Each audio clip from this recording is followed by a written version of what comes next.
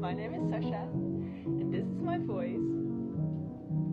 An hour on tea. 6 months, 6 months on tea. My name is Sasha, and this is my voice. 1 year on testosterone.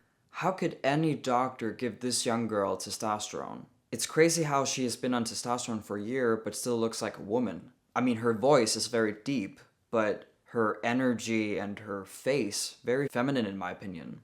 Why am I calling this person she? If you look like this when you're applying for testosterone, you're a trans activist. I'm not even kidding, this is the trans activist uniform. It's the uniform. The colored hair, the piercings. She most likely discovered her transness on TikTok. Trans doctors know this more than anyone, that girls looking like this got the idea that they're trans from TikTok, from Reddit, sometimes both.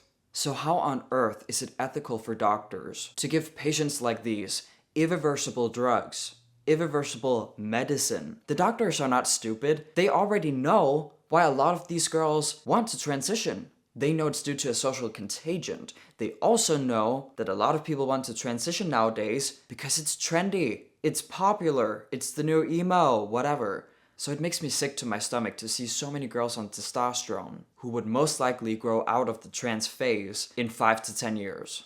The difference between having a phase where you're goth and then having a phase where you're trans is you can wash the black makeup off. You can't wash the top surgery off. You can't wash the testosterone off. It just occurred to me I should be recording this.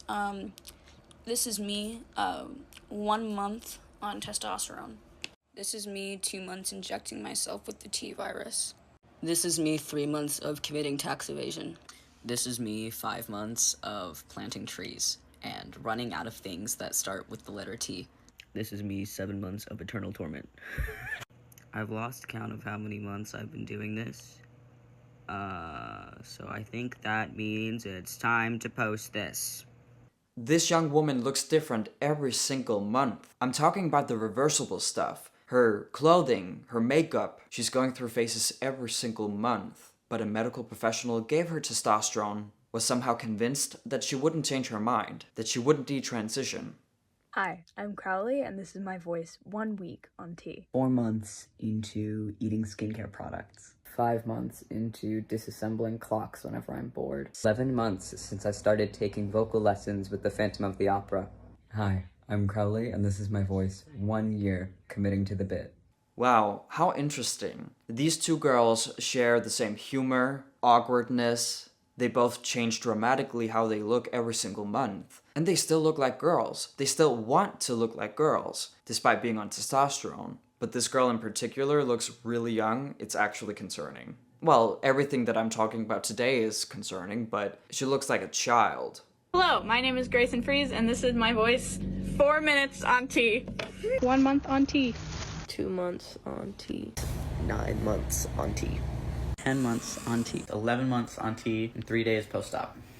You know, it makes me so mad that some surgeon removed this woman's breasts, even though she was comfortable showing them off in videos, in front of thousands of people. She looks like a stereotypical lesbian, but they're not allowed to have breasts anymore? Are they not allowed to be women anymore? What is going on inside of these medical professionals' heads? This woman had big breasts, showing them to the world, but apparently they made her so dysphoric and uncomfortable that she needs them removed. No. Even regular women are not comfortable showing their breasts like this online. So, the only mechanism that makes a transsexual, the real kind, transition is the mental disorder of gender dysphoria. Gender dysphoria describes extreme gender discomfort. If a person doesn't deal with the extreme and uncontrollable discomfort, they should not get a medical transition. It makes no sense. You can actually prove, or let's say figure out, if somebody deals with gender dysphoria. And if the conclusion is, nope, this woman is a lesbian, probably deals with internalized homophobia, believes that she needs to be a boy, a man, if she needs to marry the woman she loves. And this other woman watches too much TikTok. And if those are the cases, they should not be near the medical transition, the irreversible transition. It doesn't matter if there are people out there who believe that they're trans when they're not. That's not the problem. These people have every right to seek help. These people have every right to ask for the transition. But doctors do not have the right, surgeons do not have the right to cut off the breasts of lesbians who can't accept themselves as lesbians. Surgeons have no right cutting off the breasts of women who've been SA'd as children and therefore are not a big fan of their breasts, which is understandable. It is simply unacceptable for doctors to prescribe testosterone to girls who are dealing with borderline, bipolar disorder, or name any other disorder than gender dysphoria. A while ago, I reacted to an older man who got bottom surgery. He clearly deals with a lot of other issues than gender dysphoria. He enjoys holding teddy bears and acts like a little girl. It's disturbing. Or I wouldn't say disturbing, it's sad.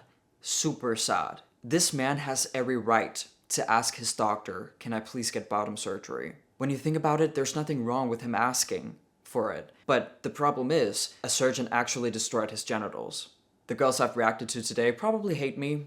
They look like Antifa members. I don't care. I'm not mad at them. I feel sorry for them. Why would I get mad about some people asking for the transition? These people are actually at the doctor's office asking for testosterone, asking for drugs.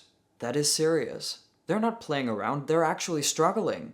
They're actually struggling with their mental health. And you know what? They might be trans activists or even Antifa members, but they still deserve to get help. I do not care if a 50-year-old man, a 60-year-old man with, let's say, schizophrenia, wants to cut off his balls. A doctor should not amputate his balls, but rather send him to a therapist who specializes in schizophrenia.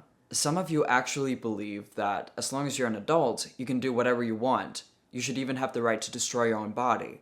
Well, what you obviously forget is there's a difference between a 50-year-old man with schizophrenia cutting off his own balls in his own kitchen with his own knife without informing anyone about it, and then getting a green light from the healthcare system. Doctors, surgeons from the healthcare system actually doing it to him.